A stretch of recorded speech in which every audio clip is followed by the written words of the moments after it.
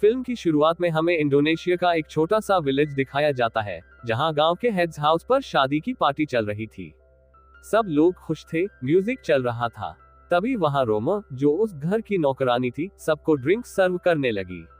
वहीं उसका boyfriend police officer अमर भी वहां पहुंचता है।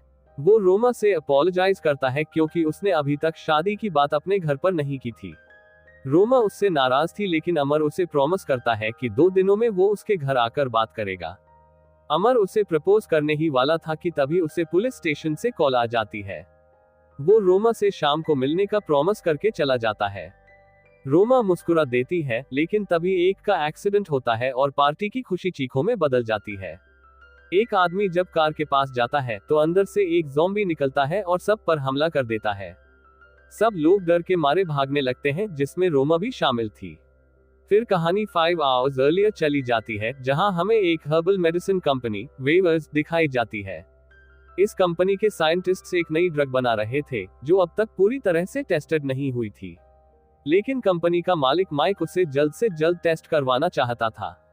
वो सैंपल माइक के गांव वाले घर पर भेजा जाता है। वहां उसकी यंग वाइफ करीना रहती है, जो असल में माइक की बेटी कैट की बचपन की बेस्ट फ्रेंड थी। करीना ने माइक से शादी कर ली थी, जिससे कैट उससे डिस्कनेक्ट हो गई थी। कैट अपने हस्बैंड लकी और बेटे दान के साथ गांव आती है, क्योंकि अब उन्हें पैसे की जरूरत थी। लकी चाहता है कि माइक अपनी कंपनी सेल कर दे। दूसरी तरफ करीना को माइक के लिए वही मेडिसिन सैंपल मिलता है। माइक उसे टेस्ट करता है और कुछ ही देर में वो मिराक्युलसली यंग हो जाता है, बिना चश्मे के, एनर्जेटिक और पूरी तरह जवान। करीना उसे देखकर शॉक्ड रह जाती है। माइक खुश होकर अपनी फैमिली के सामने आता है और सब लोग उसे देखकर हैरान रह जाते हैं। वो बताता है कि उसने एक रेवोल्यूशनरी मेडिसिन बनाई है जो किसी भी ओल्ड मैन को यंग बना सकती है। लकी की बनाई प्रेजेंटेशन को वो रिजेक्ट कर देता है और कंपनी बेचने से मना कर देता है। कैट और माइक के बीच झगड़ा बढ़ जाता है। माइक उसे कहता है कि तुम सबको मेरे मनी की ही परवाह है। तभी उसकी बॉडी म्यूटेट होने लगती है और वो ज़ॉम्बी में बदल जाता है। माइक नौकरों और अपने ही बच्चों पर हमला कर देता है। केओस मच जाती है। चैट, कैट का भाई, अपनी क्रॉसबो गन से माइक को मार देता है। सब दुखी होते हैं, लेकिन असली डर अब शुरू होता है, क्योंकि सारे मरे हुए लोग ज़ॉम्बीज बनकर उठने लगते हैं। बाहर पूरा गांव इन्फेक्टेड हो चुका था। लकी, करीना और दान किसी तरह एस्केप करते हैं। दूसरी तरफ ड्राइवर ट्रेवर भी माइक के खून से इन्फेक्टेड हो जाता है, वही ट्रेवर जिसने गांव की शादी वाली का क्रैश की थी। अब गांव में ज़ॉम्बी आउटब्रेक शुरू हो चुका था। अमर और उसकी टीम को पुलिस स्टेशन में इस खबर का पता चलता है। अमर को फोन पर रोमा का कॉल आता है, जो रोते हुए बताती है कि पूरा गांव ज़ॉम्बी से भर गया है। अमर पुलिस स्टेशन को लॉकडाउन मोड में डाल देता है, लेकिन एक घायल ऑफिसर अंदर आता है और वो भी ज़ॉम्बी में बदल जाता है। अमर और चैट मिलकर उसे किल करते हैं। वहीं कैट और करीना एक दूसरे से फिर बात करती हैं, पुराने झगड़े मिटाते हुए।